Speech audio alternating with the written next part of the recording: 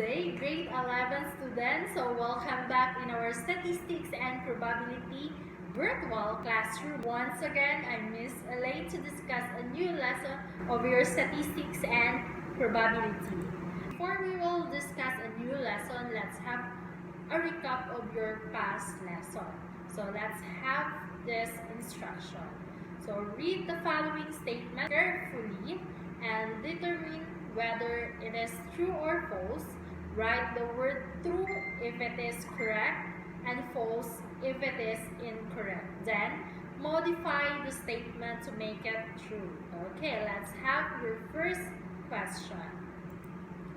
Probability is the value greater than or equal to 0 but less than or equal to 1. So what is your answer? Okay, that is true. So that is probability. That is a value is greater than or equal to 0 but less than or equal to 1. Okay, number 2.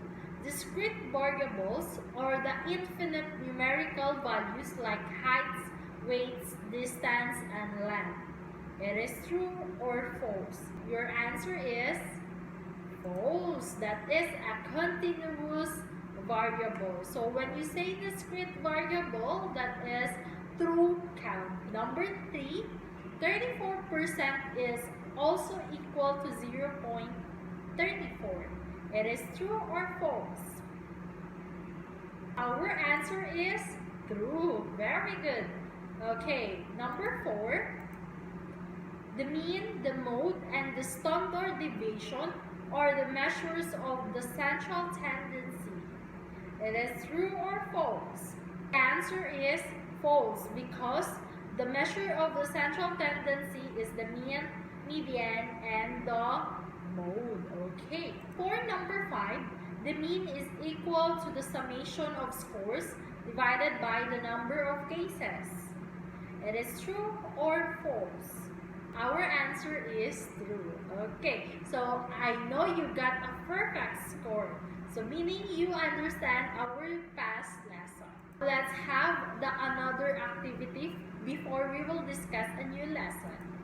So the following items show 4 pictures that represent a common object. Analyze the group of pictures carefully, then identify the common object they represent. Write your answer in the boxes provided for every item. Okay, so what would be the answer for this? So your LWS squared pi r squared h LWH. So what would be that one? So the correct answer is area. Very good. How about this one? Observe the picture. So what you observe? So that is curve. Next. So what would be this one? So observe the line. Observe that one. So what you observe this one? So that is asymptote. Okay, so what is asymptote? That never touch. How about this one? So what do you observe? So that is a bell shape. Okay, very good. So last, this is a, what you observe this one? So that is the same. So that is what so-called symmetry. Okay. So this would be our objective for this lesson. At the end of the lesson, the students are expected to illustrate a normal random variable and its characteristics. Letter B, state and apply the concepts of the empirical rule or the 68%, 95%, and 99.7% of the distribution. And lastly, develop cooperativeness in solving normal random variables.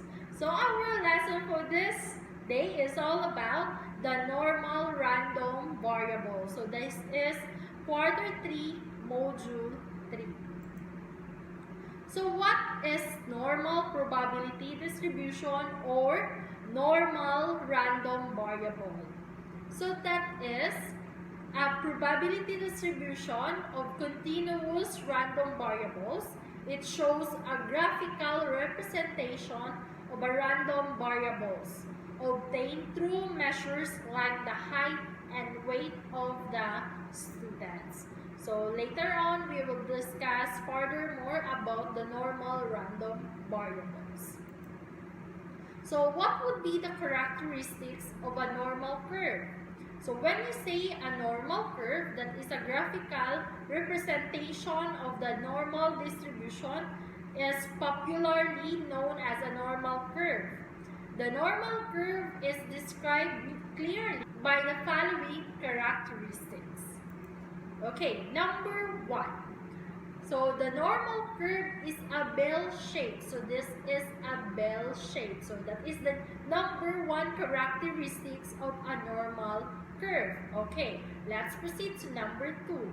So the curve is symmetrical about its center. So this is a symmetrical about its center. So this means that if we draw a segment from the peak of the curve down to the horizontal axis, the segment divides the normal curve into 2 equal parts or areas. So this is symmetry. So that is equal. So meaning your center is your mean equal to the median and equal to the mode. Okay. Number 3, your mean, median, and mode are equal and clustered at the middle distribution. So that is the number 3 characteristics of a normal curve.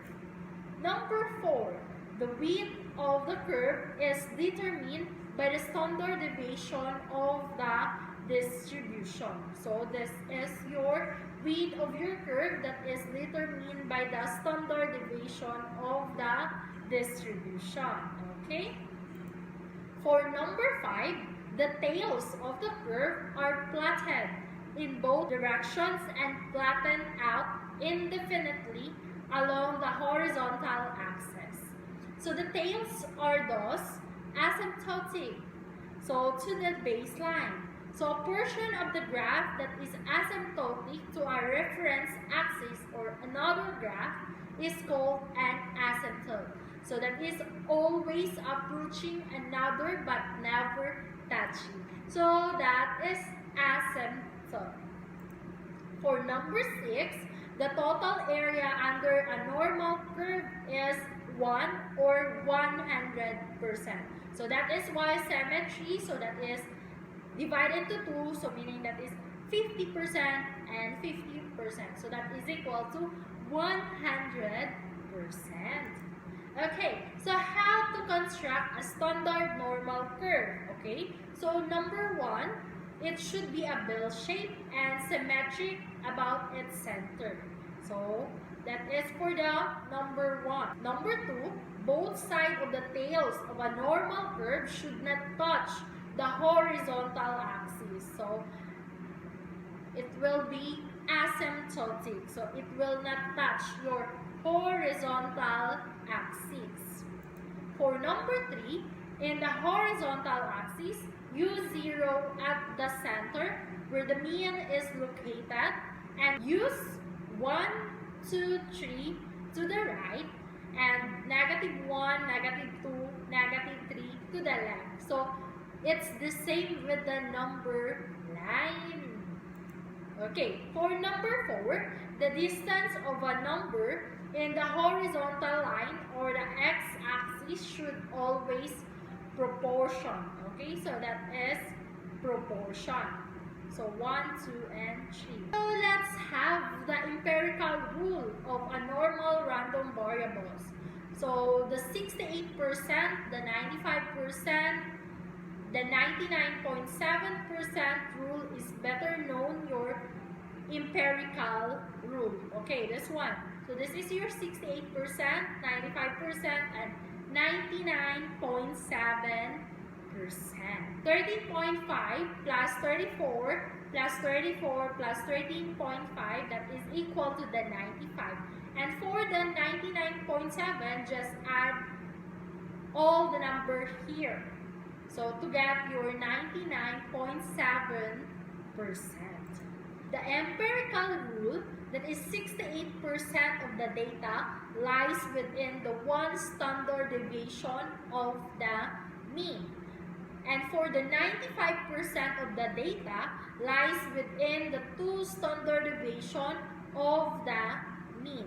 And for the 99.7 of data lies within the 3 standard deviation of the mean. Okay? So that is the empirical rule. Okay? So let's have our first example. The score of the senior high school students in their physical science quarterly examination are normally distributed with a mean of 35 and a standard deviation of 5%. Okay, so answer the following questions. So what percent will fall within the score of 30 to 40?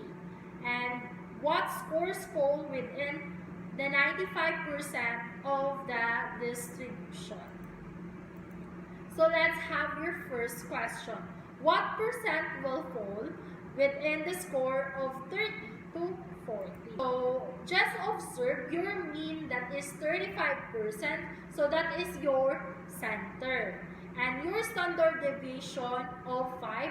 Therefore, you will move 5 both sides. So 35, 40, 45, 50. And just minus to the left side. 35, 30, 25. So that is how to use your normal curve. So this is 30 to 40. So the question is, what percent will fall within the score 30 to 40? So that is 30 to 40. So just add this one. So meaning your answer is 34% plus 34%, that is equal to 68%. Very good. Therefore, it is approximately 68% of the distribution. So that would be your answer. Okay, let's proceed to letter B. So what scores fall within 95% of the distribution? So you have your graph, so just observe what bracket is within the 95%. So you observe in our graphical representation, that is 25 to 40. Since the 95% lies within the 2 standard deviation of the mean, then the corresponding scores of this distribution are from 25 to 45. Any question? Okay, so let's proceed to our example number 2. The district nurse of Davao City needs to measure the BMI. So BMI, that is body mass index, of the ALS students. She found out that the height of the male students are normally distributed with a mean of 160 centimeters. So our center is 160 centimeters and a standard deviation of 7 centimeters. So meaning you will add 7 to the right and subtract 7 to the left. So find the percentage of the male student whose height is within 153 to 174. So this is our graphical representation or our normal curve. So that 153, 160, 167 to 175. So we need to get the percentage of that bracket. So just add 34% plus 34% plus 13.5%. So what would be our answer? Just use your calculator. So it covers the whole 68% and 13.5% of the distribution, and the sum of it is 81.5%. So the height of 153 to 174 lies on the 81.5% of the distribution. Easy, right? Okay. So the lifespan of the battery X is normally distributed with a mean of 400 hours. So your 400 hours is your center. And a standard deviation of 80 hours. So meaning add 80 to the right and subtract 80 to the left. What is the probability that a battery selected will last from 320 to 560 hours? Okay, so let's try. So this is your graphical representation. So 320, 400, 480, and 560. So just add this one. So meaning your answer is 81.5%. So therefore, the probability that a battery selected will last from 320 to 560 hours is 81.5%. Example number 4. In Matina Aplaya, it was observed that the incubation period of sea turtles is normally distributed with a mean of 60 days. At the center is your 60 days. And a standard deviation of approximately 2 days. So meaning you will add 2 to the right and subtract 2 to the left. Okay. So if 500 eggs are being incubated, how many turtles do we expect will hatch? So we will solve this one. Your A in 56 to 60 days, B in 58 to 62 days, C in 60 days or fewer, and D in 58 to 66 days. Let's answer your letter A. This would be our illustration. So 56 to 60. So 13.5 plus 34. So that is your answer. So meaning, our answer is 47.5%. So 47.5% of 500 eggs will hatch. Then 500 times your 0.475, that is equal to 237.5, or that is approximately 238 eggs will hatch. So that is our answer for letter A. For letter B, in 58 days to 62 days. So this is our illustration. So 58 to 62 days. So meaning 34 plus 34. So our answer is 68%. 68% of your 500. So your answer is 340 eggs will hatch for that days. Okay, letter C is 60 days or fewer. So from our illustration, so 60 to lower, it's because that is fewer. Meaning 60 to fewer, that is half of your normal curve. So that is 50%. So 50% of your 500, so that is equal to 250. So that is 250 eggs will hatch for that days. For letter D, that is 58 to 62 days. This would be our illustration. So 58 to 66 days. So meaning 34 plus 34 plus 13.5 plus your 2.35. So what would be your answer? So that is 83.85%. So times by your 500. What is your answer? So that is 419.25, or that is approximately to 419 eggs will hatch. Okay? So question, clarification. Okay, so let's try this one to answer.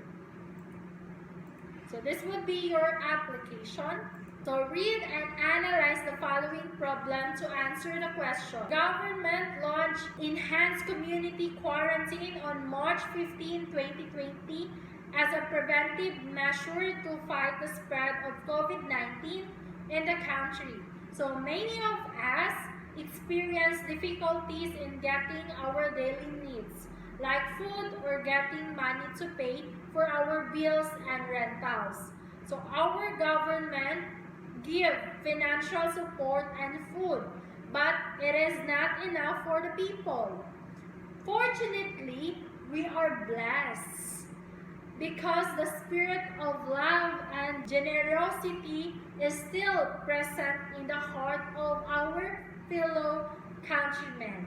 So they donated money, food, time, and other essential things. So suppose you and your friends conducted a donation drive with your barangay. Each of the donors give a certain amount with an average of 320 pesos and a standard deviation of 60 pesos, assuming it is a normally distributed. So, what percent of the distribution that the amount falls between your 260 and 380? Number 2, how much of the donations fall in 95% of the distribution? And number 3, how much of the donations fall in 99.70% of the distribution? So I'll give you time to answer that. So now, what is a normal probability distribution? What are the characteristics of a normal curve?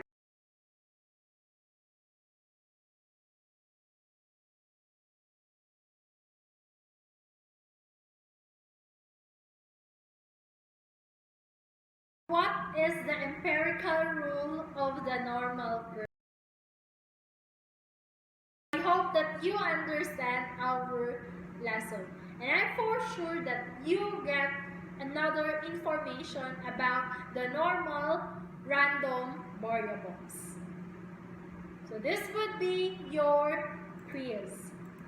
Read the following problems carefully, apply the empirical rule, and illustrate your answer through a diagram. IQ score of the AL students in the division of Quezon City are normally distributed with a mean of 110 and a standard deviation of 10. What percent of the distribution falls within the IQ scores of 100 to 130? And letter B, what percent of the distribution falls within the IQ scores of 90 to 140? Number 2, a normal distribution of data has a mean of 78 and a standard deviation of 9. What scores fall within 68% of the distribution? What scores fall within 95% of the distribution? This would be our rubrics for that evaluation. Thank you, grade 11 students, for listening. Goodbye, everyone. God bless. Stay safe.